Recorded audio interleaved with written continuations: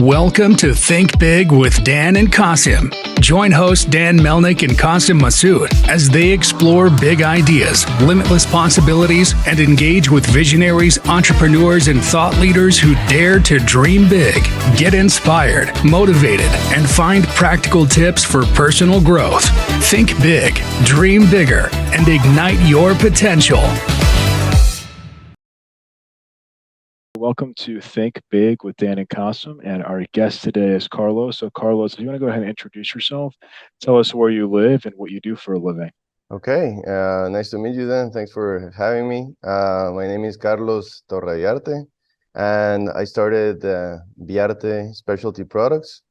I live here in Austin, and Biarte is a brand that brings products from the tropics, Latin American tropics, and specifically Guatemala to start with big ambition. But that's where I'm from, that's where I grew up, and that's where my family resides. And they're in the business of farming, growing crops, and that's how the whole idea started. Awesome. So, you mentioned that your family is from there, and you worked in the corporate world before. So, what made you actually want to go and leave the corporate world to start this business? Since I was a kid, I grew up at a coffee farm in Guatemala, and the whole family was part of the business, just basically living and breathing the business. And I realized the hard work, the fact that all of the product ends up going to another country. For us, it was the United States, and that made me want to be. But we never knew where it would end up. Really, who were the consumers? What's intriguing? It's always just about producing and price with the buyer. And then I wanted to get some experience at the corporate world working. I was in a logistics company in Dallas. I stayed there for a few years, and I just got the bug that I gotta start doing something on my own, and that's how everything started. It was a slow, what it is right now, it came to be very slowly, but that's how it is. Awesome. So, was your idea, you said that you were working in Dallas, was it to move to Austin and start this company? And if you could talk about, I guess, like why Austin specifically? Yeah, well, I was working in Dallas, and at that point, I decided to get a master's in agribusiness, which it's always tied to the agricultural side of it. And I did that in Texas A&M, got my master's there, and after that, I said, okay, I gotta start. I started thinking about having a brand, and I thought, okay, which city probably has the most potential to get the brand going, especially on the food products, because it depends on what's your industry. And since I was in the food world, I said, Austin seems like a good place to get that going. There's a good community network, and there's a few examples of brands being born and being successful out of here. Yeah, definitely. What makes you better than his competition? Your Probably, competition. I would say it's holistically is how I look at it. It's not just the products itself, which I think we have fantastic products in terms of quality, traceability. It's also the stories. My company, the brand, is connected from the actual source, in the sense that I'm not saying we are direct trade. Is my brothers as a team are working with me in the producing, in the sourcing, in the network building of those products that we are creating at the country of origin. So it's not a separated thing. And at the same time, we are the ones who decide who makes our packaging, who is manufacturing our products. We talk with them. Everything is a direct contact, in which I could take you personally to every single part of the chain. There's no disconnect. I know where everything is coming from. And that is why we're able to maintain that quality and provide the best possible product, And in the future, I see it as an advantage because we have 3 categories right now. So, but the idea is to grow, given that our network in these countries are so big, we would like to keep introducing more and innovative products to the brand. Awesome. So can you talk more about what it's like to work with family? I think that, there's definitely some advantage. Obviously, I think it's not always easy working with family. So how has that been like for you? And just what does that look like day to day? I really enjoy it. The fact that we grew up, I have 2 younger brothers. We grew up, we were having a normal life, let's say at some point when I was before 10 years old, we were going to school. We saw each other at night. But then my parents decided, hey, let's move to the farm. And that put us all in the same, being constantly together. So we created not just a brothers, but we have a good friendship and we understand each other. So with the business, I think we make a great team. We know each other's strengths. For instance, my brothers are working they manage farms, and we speak a different language, but we all understand each other. It's like, hey, I'm looking to do this, and then I have to convince them with numbers and with other things that but they are aware that they're not in the marketing world, they're not in distribution, they don't know what goes on really here. So they trust me, and they trust me, hey, we need to do this. It's our time to like push a little bit harder. So it's a very constructive relationship, and I really enjoy it. Can you mention what's your current monthly revenue? Yeah, right now we are just practically launching, so it's about 5,000 a month. And we are working we are in a round to get some investment at the moment because it is to a point where we need to create more inventory to push the brand into larger retailers. I see it as an opportunity. I actually dropped my revenue because I was doing a lot of farmers markets and sending people around for farmers markets. But that was while I was developing the packaging, the branding. That took a long time. The manufacturing of the product, the recipes, all of those, I was working and sending people to the farmers markets. And actually, that's not a bad way to maintain the brand and the company going. But it is now at this moment, the brand as it is right now, basically was created in the end of March of this year. So the company developed, I actually imported the raw material and I started selling to roasters, to chocolate makers. And that's when I realized, oh, this is not what I like to do because there's no margin here where you're making 5%, 3% margin. You have to move hundreds, thousands of pounds in order to make any sense of it. So yeah, it's all about container loads. You got to picture this in a whole different aspects. And I say, let's work on branding and getting that customer to our door. Awesome. So what is the biggest challenge you're facing right now as you're growing this business? I mean, like you mentioned capital, but I guess besides that, in terms of like, is it more like brand awareness, like marketing? Like, what does that look? I would say that my biggest concern is probably marketing. Capital, I'm not gonna what I'm trying to raise right now. I don't think that'll be a problem. But we're just starting to talk to a few investors. So I can build up an inventory. It'll be marketing and cash flow. That's my biggest concern. And I've run the numbers and I need to be, how many stores I need to be hitting at some point in order to pay back that money that I like to get.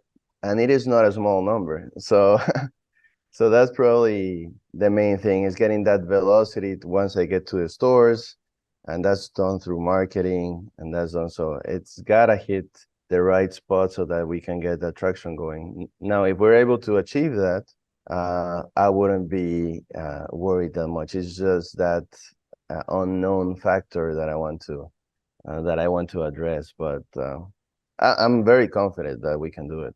Makes sense. So what is your current marketing strategy now? Are you doing like mostly social media marketing, and or, like what are you focusing on in terms of marketing? Yeah, right now we've tried a little bit of everything, but it's right now it's social media, organic marketing, which is something that we need to improve. And that once we get into more doors, I like to focus more on a store basis, trying to get at that attention of the buyer rather than get, that cold traffic and eyes to my brand. Is take advantage of the people that the store has already worked on getting through and trying to best the competitors in that area. It can be I'll spend my marketing dollars, which are budgeted in promotions at the store level, in stands and giving sampling. I feel that's my best use of the of money right now in terms of what I believe will be most effective. Makes sense. So in terms of sampling, what kind of feedback are you getting from potential customers right now when they're sampling your products at the farmers markets? Oh, that's what made me sure that I need to go out and get and go to the stores. It was the feedback that I would get from the longer than a year that I was at the farmers markets. Even though I had direct competition, even though, and I got it from the look of the packaging, the style. I got it from the product itself, from the story. It was extremely positive feedback. So that's what made me go out and give it a try, because I need to be able to exploit this. What's the best way and how can I grasp all of these things together? That's the hardest part, probably, in the messaging. But no, I was very confident, being more than a year doing farmers markets, that from the feedback that I got. So obviously, like we're also in Texas. So would you say that there are certain stores, like if you could be anywhere, like are you looking at like HEB, Whole Foods, like where would you really want to see your product be sold? To start, this is more of I would love to see it everywhere, really, but but strategically, I would say we need to start in the Central Market, Whole Foods, a little bit of stores that are known to be not as price sensitive, so that I can obtain that margin and be able to sustain the company itself while the product is moving. I would love to see them in HEVs, but I would assume that not every single HEV would be a good candidate for my products, because they do a great job studying their demographics of the store, and the products that they have in each store varies a lot. So, but definitely those three stores, I would be very happy to have them. Sprouts has a good presence here. Those kinds of stores would be a perfect fit. Makes sense. So would you say like what I guess like is your ideal like target customer? I mean, are you also focused on D2C, people buying directly from your website? I mean, I guess like what does that look like for you? D2C is something that I would love to grow as well. Now, it has to be more of a different way of thinking of it, because you need to be able to increase that order value from the customers that go to your store, just because of the shipping. The shipping is it's a killer.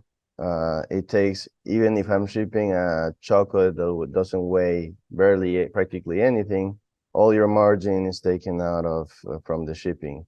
So you need to be able to get that customer to buy more at your on your website, or just to increase that volume of customers going to your website, and that's not cheap. So you are risking, to me, you're risking a lot of it from the start, without focusing on the difference.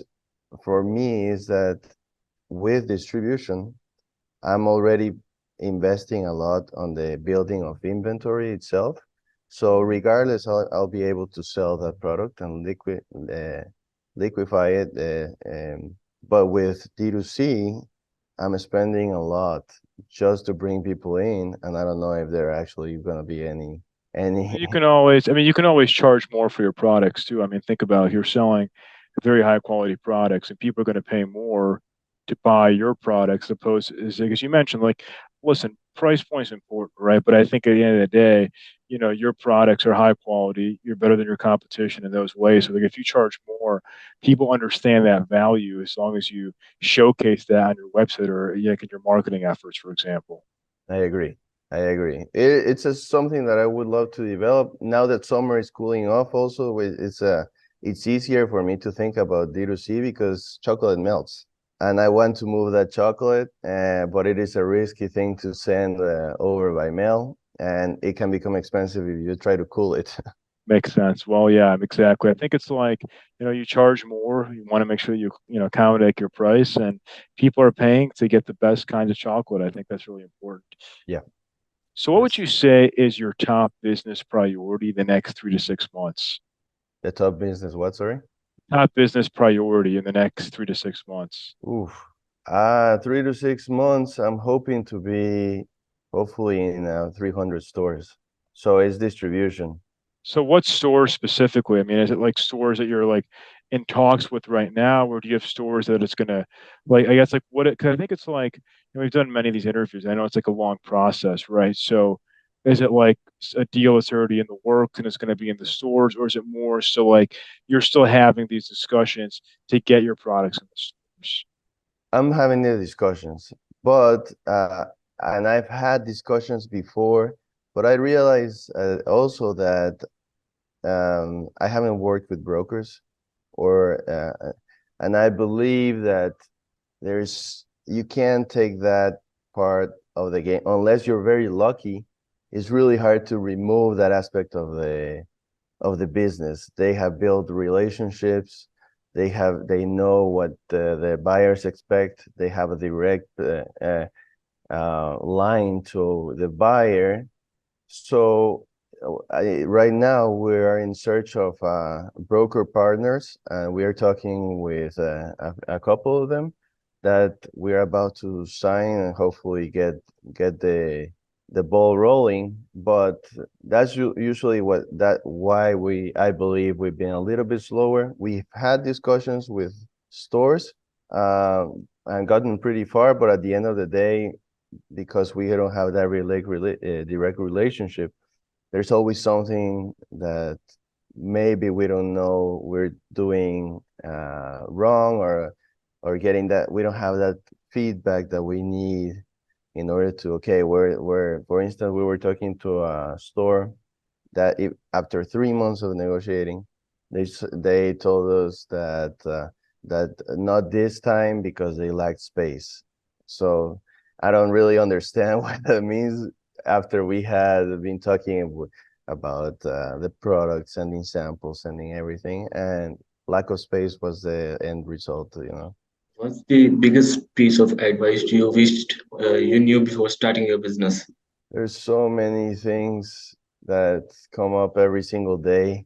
Probably the one that has affected me the most that I didn't do at the beginning is try to network with. I started joining here in Austin some meetings from CPG companies that there's groups here of people that are going through the same thing kind of, and that has helped a lot. That's brought me more opportunities to that I never thought. I was doing things too much on my own. That's probably one of the best things that people tell you to do, but how, when, where, or do people really care? If you're a small company, maybe everyone else it's ahead of the game, they're already distributing, or my problems are so small compared to others, but you never know. And people tend to be nice, and talk to you, and you can share stuff.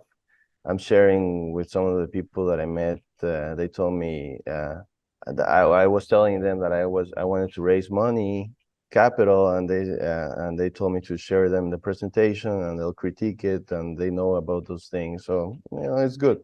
No, 100%. I think networking is key, and I think as we spoke about earlier, I mean, Austin's a great place to do it because you have lots of founders in the CPG space. You have these meetup groups. I mean, I don't live there yet, but I have many, contacts there, and I think it's good to talk to people in the space because you just never know, who might know somebody else that can help you Yeah, achieve what you want to achieve.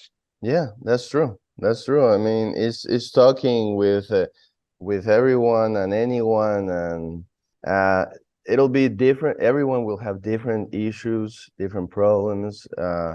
But at the end of the day, it's kind of like there's similarities. There's things that someone can help you, or you can help them, and that pays off. Awesome. So if we're going to have this conversation again in 1 year from now, where do you expect things to go for your business? I would love to be. I'm extremely positive. So from what I have modeled, I would love to be in about 400 to 600 stores. That's what, and in 2 years, I would love to be higher than 1,000 stores. And yeah, I'm thinking right now everything is about the number of doors, and because, as I mentioned, it's like how am I gonna get that velocity going? And the whole idea to me is getting that constant reorder so that the business actually makes sense and not have product just sitting, but it is having the continuous manufacturing of the product. That's really what will make the business thrive. Makes sense. So if somebody watching this wanted to reach out to you, do you mind sharing your website or social media handles, like best way for somebody watching this to get in contact with you? Yeah, the website is biarte.com, Biarte, and my website is carlos@biarte.com. So very simple, and you can find us on LinkedIn. You can find me on LinkedIn as well, on our Instagram, Facebook. You can reach out, and we'll definitely reach back. Sounds great. Well, Carlos, we're rooting for you. Thank you so much for your time. Hopefully, in a year from now, we can chat that you're going to be in 500 plus stores. Oh, I would love to see that, and thank you so much for the time and for talking with me. Yeah, thank you for joining us. Thanks, Carlos. Thanks, Dan. All right, bye. Bye.